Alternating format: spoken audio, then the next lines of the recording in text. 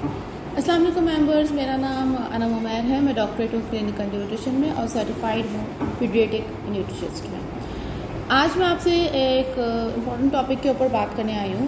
Basically वो topic है कि ब्रेस्ट फीडिंग में हमारा वेट क्यों नहीं लॉस होता है। बहुत सारी औरतें होती हैं जो कहती हैं कि ब्रेस्ट फीड हम करा रहे हैं बट स्टिल हमारा वेट लूज़ नहीं हो रहा। इसके बेसिक्स कुछ रीज़न्स होते हैं, जैसे कि मैं आपको बताऊँ। फर्स्ट रीज़न ये है कि आप ज़्यादा न्यूट्रिएंट्स अपनी डाइट पे नहीं कंज्यूम करेंगे, जिसकी वजह से ये प्रॉब्लम हो रही है। डिफ़िकल्टी हो रही है आपको क्योंकि जो फर्स्ट टाइम मॉम्स होती हैं उनके साथ ये प्रॉब्लम ज़्यादा देखी जाती है कि वो अपने खाने पीने का ध्यान सही से नहीं रख सकती हैं, और जिसकी वजह से नर्सिंग कराते वक्त भी ब्रेस्ट फीड कराते वक्त भी उनका वेट गेन हो रहा होता है, और ग्रेजुअली वो कैलोरीज़ को रिड्यूस करने के बजाय ज़्यादा ले रही होती है। उसकी वजह ये है कि वो प्रॉपर डाइट प्लान नहीं कर पा रहे होते हैं। उनको नहीं पता होता कि किस तरीके से उन्होंने अपनी एक डाइट प्लान रखनी है। मैं आपसे मेंशन करूंगी आगे चल के इन रीजंस के बाद कि किस तरीके से आपने अपनी डाइट प्लान को रखना है जिससे आपकी मिल्क प्रोडक्शन भी रहे और आपको ज़्यादा कैलोरीज इनटेक ना हो। तो प्रॉपर न्यूट्रिएंट्स बॉडी में नहीं जाने की वजह से सबसे मेन रीज़न यही है कि वो एक्सेसिस ऑफ कैलोरीज कंज्यूम कर लेते हैं, और कभी कभार चिप्स, जंक फूड्स, कुछ भी उनको मिलता है जो ईज़िली कंज्यूम वो कर सकते हैं, क्योंकि वो नर्सिंग मॉम होती हैं और उनको बेवक्त भूख भी लग रही होती है, और फर्स्ट टाइम मॉम होती हैं, उनको नहीं पता होता कि मुझे किस तरीके से चीज़ों को मैनेज करना है। तो वो right amount of protein, carbohydrates नहीं ले पाते हैं। अगर आपको भूख लग रही है तो उसकी जगह आप नट्स को अपनी डाइट पे कंज्यूम करें जो हेल्दी फैट्स में होते हैं। आप एलमंड्स रख सकती हैं, आप वॉलनट्स रख सकती हैं, आप कैश्यूज़ रख सकती हैं। हैंडफुल ऑफ मिक्स नट्स आप इस्तेमाल करें आपको जब भी बेवक्त भूख लग रही है, क्योंकि अमूमन देखा है कि ओकेजनली अगर कुछ माओ को भूख भी लगती है तो वो सोडास भी कंज्यूम कर लेती हैं जो कोल्ड ड्रिंक्स होती हैं। वेजिटेबल्स की प्लेट बना के रखिए, हेल्दी वेजिटेबल्स लीजिए, फ्रूट सैलड बॉल लीजिए जिससे आपको फुलफिलनेस हो, और अपनी डाइट पे मॉर्निंग में दलिया ज़रूर लें ताकि दलिया फाइबर में हाई होता है and it gives you a feeling of fullness. Second reason ये है दैट ये कह सकते हैं कि you are telling your body that to store fats, मतलब आप अपनी बॉडी में फैट्स को स्टोर की जा रही हैं। अगेन ये वही कॉम्बिनेशन बनता है कि आप अपनी प्रॉपर डाइट नहीं रख रही हैं ड्यूरिंग योर नर्सरी, और जब भी आप बच्चे को फीड करा रही हैं आपको भूख लग रही है तो you have a bag of. के ऊपर मैं बात करूंगी वो है एक्सट्रीम ब्रेस्ट फीडिंग हंगर, यानी कि आपको जब भूख लग रही है तो आप 1.5 रोटी कंज्यूम करने के बजाय, that's also depend on the size. अगर रोटी का साइज़ छोटा है, इतनी बड़ी है एक हाथ के बराबर, तो आप उसको 1.5 कंज्यूम करने के बजाय जो है आप उसको 3 to 4 टाइम्स कंज्यूम कर लेते हैं उस रोटी की जो है ज़्यादा भूख लगने की वजह से। और अगर रोटी का साइज़ बड़ा है तो आप उसको नॉर्मली 1 ही रखिए। मीडियम साइज़ की रोटी है उसको ज़्यादा मत कंज्यूम करें। होल ग्रेन्स इंपॉर्टेंट है हमारी बॉडी के लिए, कार्बोहाइड्रेट्स इंपॉर्टेंट है, लेकिन अगर उसको एक्सेसेस में रखेंगी देन आपको वेट गेन होगा।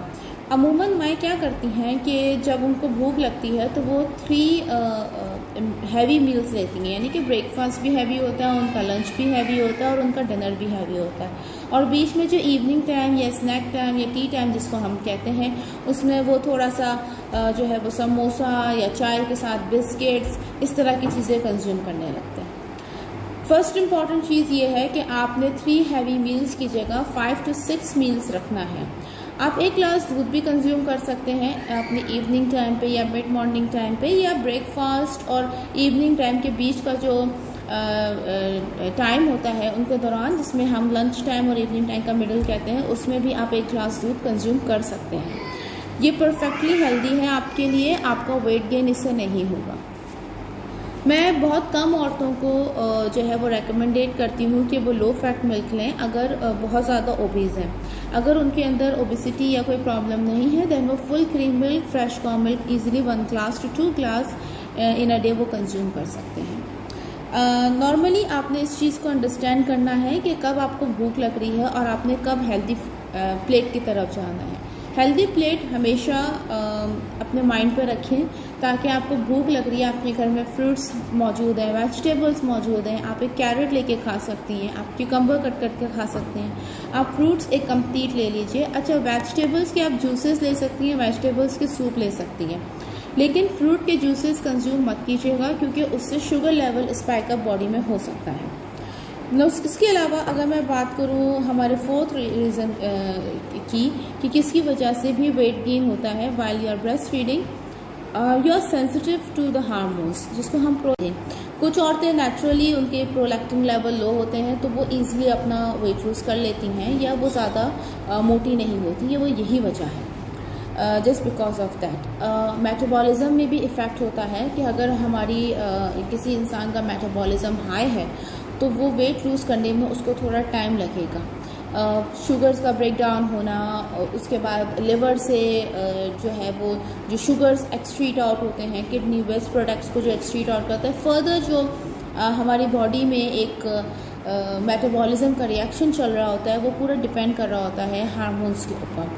फैट्स इसी तरीके से रिस्टोर होने लगते हैं। मैं ये बिल्कुल रेकमेंडेड नहीं करूँगी कि जिन औरतों ने वेट लूज़ करना है वो एक स्पेसिफिकली रिस्ट्रिक्ट डाइट की तरफ जाएँ। आपकी बॉडी में न्यूट्रिएंट्स का होना बहुत ज़रूरी है, and if you are breast feeding your baby उसको प्रॉपर न्यूट्रिएंट्स आपसे ही मिलेंगे until the age of 6 months. 6 months के बाद बच्चों की वीविंग स्टार्ट हो जाती है, वो अपना खाना शुरू कर देते हैं, लेकिन उनके लिए breast milk up to 2 years has you know कि बहुत ज़्यादा इंपॉर्टेंट होती है। नेक्स्ट जो लास्ट रीज़न है that is the lack of sleep. आपका सोना बहुत ज़रूरी है। आप नहीं सोएंगे, सबसे पहले पोस्टमार्टम डिप्रेशन के भी विक्टिम बन जाते हैं। न्यू मॉम्स को ये भी कंप्लेन होती है कि हम डिप्रेशन में रह रहे हैं, एंजाइटी में है, थक गए हैं और उनको एक अजीब से ख्याल आ रहे होते हैं जिसको हम पोस्टमार्टम डिप्रेशन भी कहते हैं। इसमें आपने अपनी सबसे इम्पॉर्टेंट चीज़ है डाइट का ख्याल रखना है, और दूसरा अपने फ़िश कंज्यूम करना है। फ़िश, टूना या सैल्मन फ़िश होते हैं, ये omega 3 fatty acids, omega 6 fatty acids में मुफीद होते हैं, हेल्दी फैट्स में होते हैं। अगर आप फ़िश नहीं कंज्यूम कर सकते हैं तो रिकमेंडेशन है कि आप फ़िश सप्लीमेंट्स लें। दैट्स डिपेंड कि आप कौन से ब्रांड का ले रहे हैं। अमूमन उनकी रिकमेंडेशन होती है 1 टीस्पून या 1 capsules in a day daily. अब अप टू 1 to 3 months इसको कंज्यूम कर सकते हैं। लैक ऑफ स्लीप जो है वो हमारी नॉर्मली क्योंकि वो डिप्रेशन की तरफ भी जाते हैं, और जब आप जाग रहे होते हैं, बच्चा आपको सोने नहीं देता, बच्चा भी जाग रहा होता है, तो आपको बेवक्त भूख लगती है जिसको कहना, और आप फिर अननेसेसरी बिस्किट्स, चिप्स या फ्रूट्स इस तरह की चीज़ें लेने लगते हैं। बॉडी में फिर से एक मेटाबॉलिज्म रिएक्शन स्टार्ट हो जाता है, जो ब्रेक डाउन होने लगती है फर्दर न्यूट्रिएंट्स की, और स्टोर्स होने लगते हैं फैट्स के।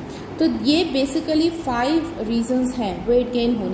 आप नॉर्मली कैबेज का, ब्रोकली का और टमाटर, क्योंकि वो आयरन में बेहतर होता है तो आप उसको इस्तेमाल कर सकते हैं, वो कुछ आयरन प्रोवाइड करता है बॉडी में। शुगर को आप गुड़ के साथ रिप्लेस कर सकते हैं, बट ये मत समझिएगा कि गुड़ से रिप्लेस करने के बाद आपने शुगरी चीज़ों को कट डाउन कर दिया, उसमें भी समहाउ शुगर मौजूद होता है, तो ज़्यादा उसको मत कंज्यूम कीजिएगा। उतने अमाउंट पे करिएगा जितना शुगर हम यूज़ करते हैं। अप्रॉक्सीमेटली 2 टीस्पून पर डे से ज़्यादा शुगर अलाउ नहीं है, एंड 2 टीस्पून ऑफ ऑयल से ज़्यादा ऑयल अलाउ नहीं है फॉर द हेल्दी बेनिफिट्स। और ये आप ऑयल्स में करोला ऑयल, ऑलिव ऑयल ये इस्तेमाल कर सकते हैं।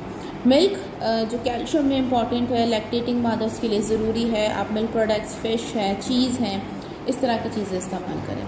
फिर आप इस्तेमाल कर सकते हैं लैक्टेटिंग मॉम के लिए आलमंड्स हैं, ऑरेंजेस हैं, मसूर दाल है, गार्लिक है, और इस तरह आप खशमिश होती हैं, इस तरह की चीज़ें आप इस्तेमाल करने की कोशिश करें। इनसे मिल्क प्रोड्यूस्ड होता है लैक्टेटिंग मॉम को, जिनको हम गैल्वेजिनोस कहते हैं। ये एक एसेंशियल पार्ट है जहाँ पे औरतों को उनका मिल्क प्रोड्यूस्ड होता है। आलमंड के आप दूध भी ले सकती हैं, और आप नॉर्मल दलिया अपनी डाइट पे रखें। So these are the essential diet plans. अगर आप थोड़ी स्पाइसी ऑयली फूड से और गैस प्रोड्यूसिंग वेजिटेबल्स जैसे होती हैं, जिनमें चने की दाल होती है, कभी कभार फूल गोभी, बंद गोभी से भी होता है, तो उस पर ध्यान रखिएगा। इन चीज़ों को कंज्यूम करेंगे तो ये आपके बच्चे के पेट में भी जाएगा आपके दूध के ज़रिए, और फिर उससे ये होगा कि आपके बच्चे को क्रॉनिक प्रॉब्लम हो सकती है, यानी कि उसके पेट में गैस बनने लगती है, कॉन्स्टिपेशन होता है, बच्चों को स्टूल हार्ड पास होता है। तो ये वो रीज़न है।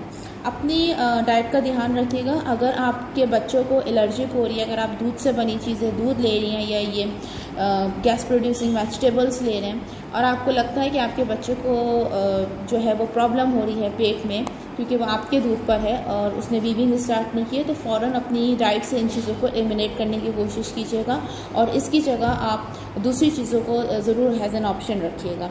कैफ़ीन चाय का इस्तेमाल लें या कॉफ़ी का लें या आप कोई भी हर्बल इन्फ्यूज़ टी लें, जैसे मैंने अर्ली बताया था, उसकी रिकमेंडेशन मोर देन 2 कप्स नहीं होती है। किसी भी चीज़ को एक्सेस में कंज्यूम करना ड्यूरिंग योर प्रेगनेंसी और इवन आफ्टर योर प्रेगनेंसी ये ठीक नहीं होता, क्योंकि हमारी बॉडी में एक्सेस ऑफ न्यूट्रिएंट्स जब स्टोर होते हैं तो वो फिर लिवर उसको स्टोर करके उनको प्रोड्यूस करता है और फिर लिवर में ऑब्वियसली इफेक्ट पड़ता है।